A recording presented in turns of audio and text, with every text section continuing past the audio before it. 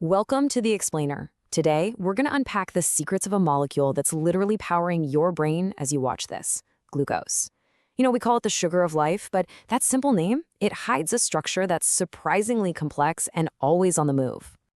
Okay, let's start right here. This quote, it just nails the two-faced identity of carbs like glucose. They're both our fuel and our building blocks. Now, that term polyhydroxyaldehyde, it sounds like a mouthful, right? But don't worry, it's just a fancy chemical description that we're about to break down piece by piece. I mean, think about it. Glucose is the universal fuel. Your brain is absolutely guzzling it right now. So to really get how it works so perfectly, we've got to look at its blueprint, its actual molecular shape. Let's start with its simplest form, the one you draw on paper. So first up, we're looking at the simplest way to picture glucose. Think of this as its on-paper blueprint. Chemists call this a Fischer projection. So on a chemical level, glucose has this cool name, aldohexose. It sounds way more complicated than it is. Hexose just tells you it's a 6-carbon sugar. And aldo, that's the important part. It signals a super reactive group called an aldehyde, sitting right at the top on carbon number 1. All right, so this slide breaks down what that open chain form looks like. You've got the 6-carbon backbone, easy enough, and see all those hydroxyl or OH groups? That's where the polyhydro part of its name comes from. Poly just means many. But I want you to pay close attention to that OH group on carbon 5. The fact that it's pointing to the right, that's what makes this D-glucose, which is the only version our bodies are actually built to use. But here's the catch. This straight line form, it's like an unfolded roadmap. It shows you everything, but it's not how you'd actually carry it around. And in the watery world inside our cells, which is, almost all the time, this straight chain is just not stable. So something pretty amazing has to happen. So how does glucose fix this little instability problem? Well, it does something really clever. It folds in on itself, creating a much, much more stable shape, a ring. The official name for this is intramolecular hemiacetal formation. Yeah, I know, but forget the jargon. Just think of it like a belt buckling. That hydroxyl group way down on carbon 5 reaches all the way around and attacks the aldehyde group at the top, at carbon 1, and snap, the chain is locked into a ring. And this ring that it forms, it's called a pyranose, and this is the form glucose is in almost all the time. In fact, if you look at glucose in water, less than 1% of it is in that open chain form we saw a second ago. The ring, that's the reality. Okay, but the story gets even cooler. Because when that ring snaps shut, the attack on that aldehyde group can actually happen from 2 different directions. And that means glucose can create 2 slightly different versions of itself.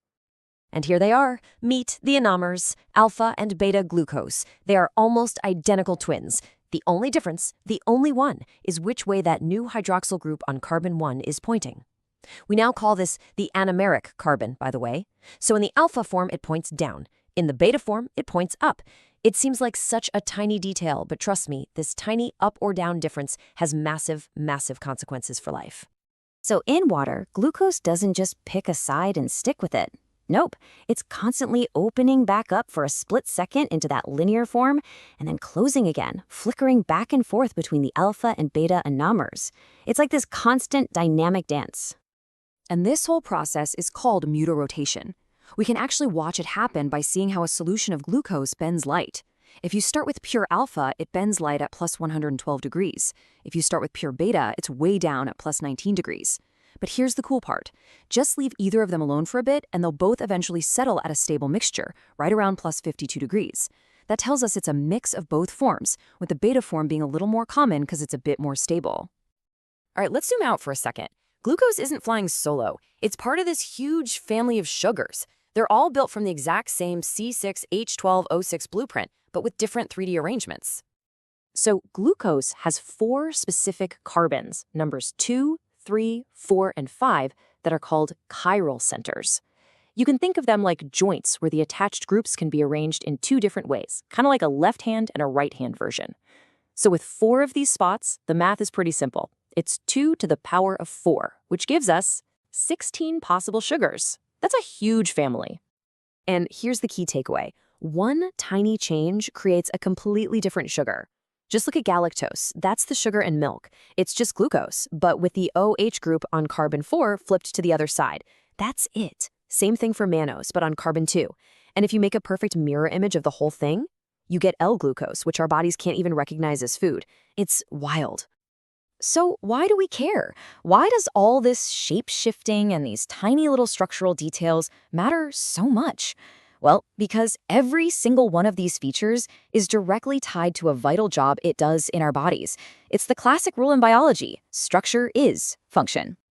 Okay, this is the big payoff. That tiny split-second open chain form, it exposes that aldehyde group, which lets glucose act as a reducing sugar. That's the whole chemical basis for the classic test for diabetes. Now, when glucose links up in its alpha ring form with that OH pointing down, it makes starch, something we can easily digest for energy. But if it links up in its beta ring form with the OH pointing up, it makes cellulose, plant fiber. And our bodies can't break that bond. It's the same exact molecule, but one tiny flip in a bond is the difference between bread and wood. So if you want to keep all this straight, here's a really simple way to remember the key players. Carbon 1 starts as the aldehyde and becomes the anomeric carbon. Carbon 5 is the ring maker, the one that does the attacking. And for those two forms, just remember, alpha is down and beta is up. Easy. So the takeaway here is pretty clear, right? This whole dynamic, shape-shifting thing that glucose does, it isn't a bug. It's a feature. It's exactly what allows this one simple molecule to be our main energy source, a diagnostic tool, and, with just a slightly different twist, the most abundant building material on the entire planet. Its structure truly is its story.